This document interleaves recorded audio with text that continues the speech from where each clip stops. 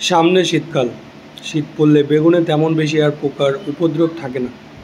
তবে এই মুহূর্তে বেগুনে যে হাড় পোকা লাগছে, তাতে 3টি ওষুধ যদি আপনারা ব্যবহার করেন, তাহলে আপনার বেগুন গাছে হাড় পোকা লাগবেই না। কেন 3টে ওষুধ আপনারা দেবেন? আপনারা জানেন একই গ্রুপের ওষুধ বারে বারে ব্যবহার করলে তার কার্যক্ষমতা কমে যায়। তাই আমি এই 3টে ওষুধ আপনাদের দিতে বলবো, যা কিনা আলাদা আলাদা গ্রুপের ওষুধ।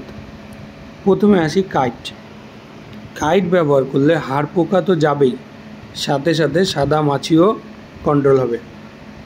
সেকেন্ড হচ্ছে ডেলিগেট ব্যবহার করলে হাড় পোকার সাথে সাথে থ্রিপসও চলে যাবে। শেষে আসি সিমোডিস, যা বর্তমানে নতুন ওষুধ। এর ব্যবহারে হাড় পোকার সাথে সাথে অন্যান্য চুষি পোকাও চলে যাবে। সব ওষুধ হয় খুব সকালে অথবা বিকালে দেবেন। কী মাত্রায় দেবেন তা নির্ণয় করবে আপনার গাছের উপর। কোনো অসুবিধা হলে নিচে কমেন্ট করতে পারেন এবং জানাতে পারেন আপনাদের মতামত, কেমন রেজাল্ট হচ্ছে আপনাদের ফসলে। ধন্যবাদ।